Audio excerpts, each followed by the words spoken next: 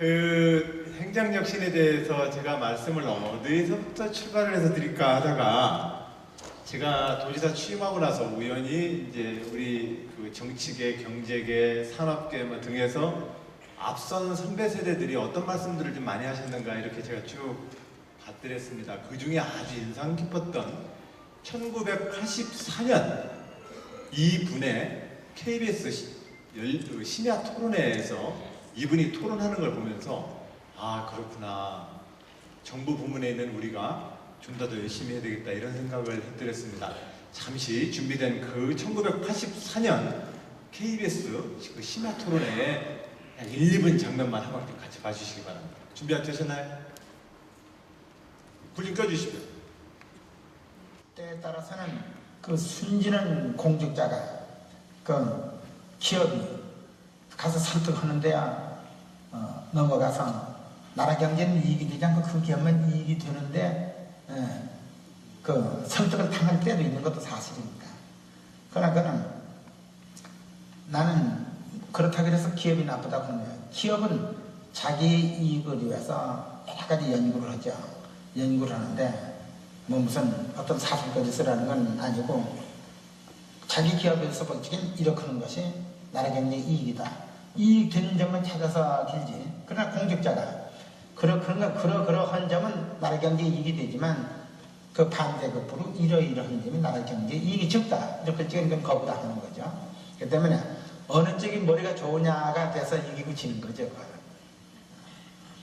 기업 측에 에디트가 있으면 기업 측 에디트 얘기가 먹어 들어갈 거고 또 관여 에디트가 좋으면은 그러한 조금이라도 국가의 불리한 점을 검토해가지고 안 받아들이죠.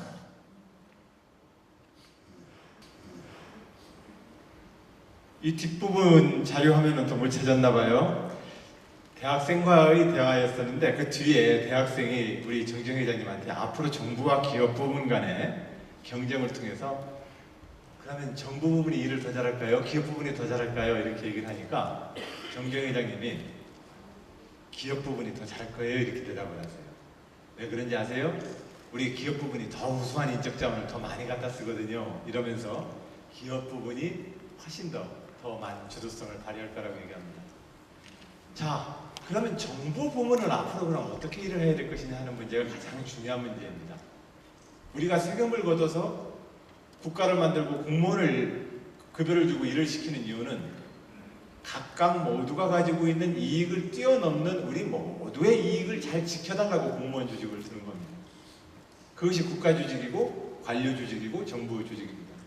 이 정부 조직이 어떻게 하면은 시장의 많은 이해 당사자들로부터 공익을 잘 지켜내서 국가의 장기적인 미래를 이끌어낼 것이냐 하는 분야가 지금 정부가 전 세계 모든 나라의 정부가 처해 있는 자기의 과제들입니다. 전통적으로 많은 유권자 여러분들은 저 같은 사람을 선출해서 이렇게 요구하십니다. 제일 먼저 뭘 요구하시느냐 하면 권력을 가지고 뭐 해먹지 못하게 하세요. 부패하지 못하게 해주세요. 이렇게 합니다. 그래서 전통적으로 행정혁신은 이 말과 동의어였습니다. 어떤 말과 동의어였냐면 공직기강 확립과 동의어였습니다. 행정혁신한다 이러면 부패를 막기 위한 공직기강의 확립, 이것이 우리가 그동안 봐온 행정혁신의 가장 전통적 주제였습니다. 그러고 나서 그 다음에 행정혁신을 좀 정부혁신을 잘해라 라고 했을 때 나오는 이야기가 뭐냐면 공정하게 일하게 해줘요. 나라 일을 맡은 사람이 법과 제도와 권력을 불공정하게 쓰지 말고 아까 우리 담매던 우리 어머님 말씀처럼 서민과 없는 사람을 위해서 좀 공정하게 쓸 수 있도록 해줘라. 팔이 안으로 굽거나 짜고 치는 어떤 판처럼 불공정하지 않게 국가 살림을 운영해줘라. 그래서 전통적으로 행정혁신은 부패를 막기 위한 공직기강 확립을 목표로 하는 것이었고, 두 번째로는 공정성 확립을 위한 어떤 공직기강의 확립, 이런 것들이 전통적인 행정혁신의 주제였습니다. 근데 저는 제가 강조하고자 하는 행정역시는 여기서 좀 한 걸음 더 나가자고 제안하는 것입니다. 예전에는 암행어사 출도요 이래가지고 부패를 막으려고 임금님부터 조선시대부터 노력하지 않습니까? 근데 지금은 암행어사 출도할 것도 없습니다. 우리가 살아가는 시민사회에서 인터넷 댓글과 고발글 하나면 그 누구도 못 버팁니다. 그렇기 때문에 부패 때문에 동학 밀란이 일어나고 동학전쟁이 일어나고 밀란이 일어나는 그런 시대는 이제 없습니다. 그럼 공직사회에서 가장 중요한 게 또 뭐냐? 공정성을 확보하는 문제인데 이 공정성의 문제는 아시다시피 대부분 각각의 이해 당사자들이 충분히 지금 조직되어 있습니다. 어느 한편을 부당하게 공직자가 편들기는 어렵습니다. 그런 점에서 지금 행정혁신의 과제는 바로 다음 과제라고 생각을 합니다. 그 다음 과제는 뭐냐? 일자라는 유능한 조직이 되어야 되겠다는 겁니다. 모든 사람들은 각자의 이익과 이윤 추구를 위해서 살아갑니다. 기업들은 기업의 이윤을 위해서, 개인은 개인의 소득 증대를 위해서, 모든 사람들은 각자의 이익을 위해서 살아갑니다. 물론 깨어있는 시민들은 공동체의 모두의 이익을 위해서 자원봉사를 합니다. 그렇죠? 자원봉사할 때는 자기 돈 써가면서 하십니다. 그러나 우리가 일상적인 사회활동은 기업이든 개인이든 각자의 행복을 추구하기 위해서 그 행복 추구의 가장 결정적 요소인 이윤과 경제적 이익을 위해서 활동합니다. 그러나 이 각자의 경제적 이윤과 이익이 국가사회나 마을 공동체 전체의 장기적인 미래를 위해서 꼭 그 이익이 일치되는 건 아닙니다. 우리가 예를 들어서 축산분뇨 처리장을 해야 되겠다. 생활과 음식물 쓰레기에 대한 재처리장을 처리해야 되겠다고 하지만 그거 유치할 수 있는 마을이 많지가 않습니다. 우리 모두의 삶을 위해서, 우리 모두의 생활을 위해서, 또 아니면 우리 모두의 미래를 위해서 투자해야 될 그 누군가의 노력이 필요한데 그 노력은 바로 정부 조직이 해야 합니다. 근데 이 정부 조직은 이러한 시장과 시민의 권리의식이 한껏 성장되어 있는 현실에서 정부 부문이 이런 공적 이익의 장기적인 가치를 얼마나 지켜낼 수 있냐? 참 어렵습니다. 이런저런 민원에 시달리고 이러이러한 이해관계 충돌에 이리저리 밀고 당기고를 하다 보면 공직자들이 일하기 너무 어렵습니다.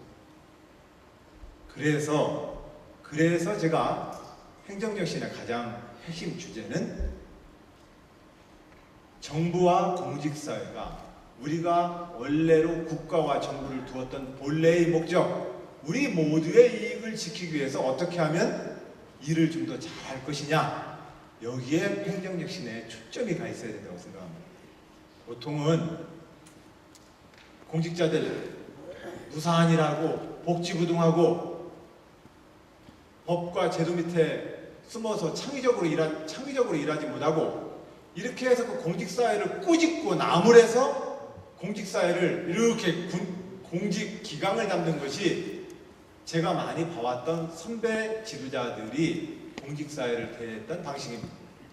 그러나 저는 그 방식은 아닌 것 같습니다.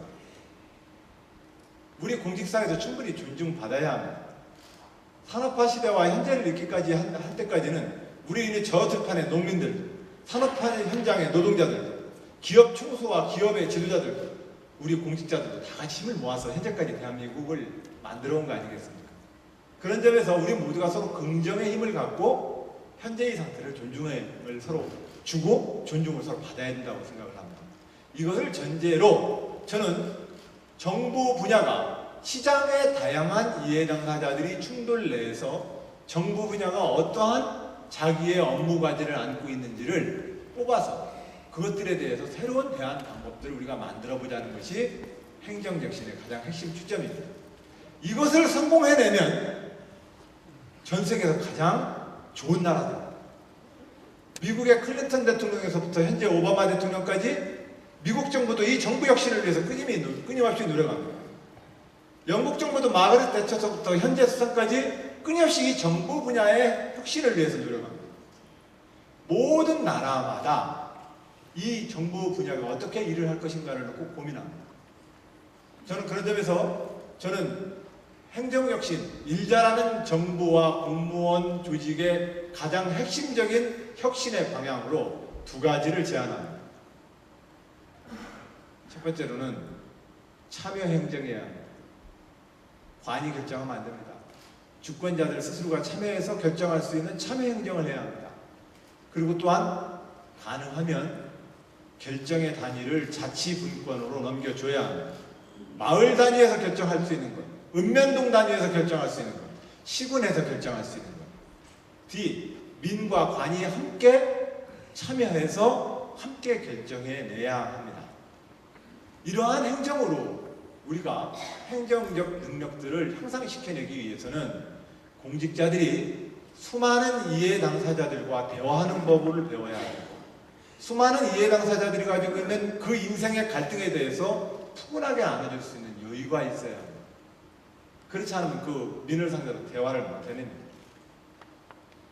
다 자기의 이익과 이해를 요구하는 민이 또한 잘못된 건 아닙니다. 당연히 우리 모두는 자기의 자식과 가족을 위해서 열심히 살아갑니다. 그것 자체가 잘못된 게 아닙니다. 그것을 받아들여서 우리가 전체로서 어떻게 묶어낼 수 있느냐 하는 문제가 중요합니다. 옛날에는 관이 결정하면 모두가 따랐지만 이제는 안 따르지 않습니까? 그러면 관이 결정하는 방식을 바꿔야 합니다. 관이 일하는 방식을 바꿔야 합니다. 결정하는 방식을 바꾸고 일하는 방식을 바꿔서 결과적으로 대한민국이 21세기 한 번 더 치고 나가야 합니다. 지난 산업화 시대가 국가주도형 산업발전 모델이었다면 21세기형 우리 대한민국의 과제는 민과 관이 함께 참여해서 동력을 얻어내지 못하면 이 21세기 대한민국의 부통은 못 넘어갑니다. 그런 점에서 관이 중요하다고 생각합니다. 함께 결정해내고 함께 실천해내는 그러한 우리 지방행정이 되기 위해서 충남도에서 그 목표를 갖고 행정혁신을 좀 계속해서 진행하고 있다는 말씀을 드립니다. 그 내용을 가지고 오늘 어떻게 노력해야 하는지 오늘 여러분들과 함께 저희들의 한 3년의 노력에 대해서 저희들의 과제에 대해서 보고 말씀을 드리는 자리입니다. 함께 해주신 우리 도민 여러분 그리고 우리 공무원 여러분 이런 마음으로 우리가 한번 공직사회가 다시 한번 국민들이 아까 반매던 어머님의 말씀처럼 일 잘해줘요 이랬잖아요.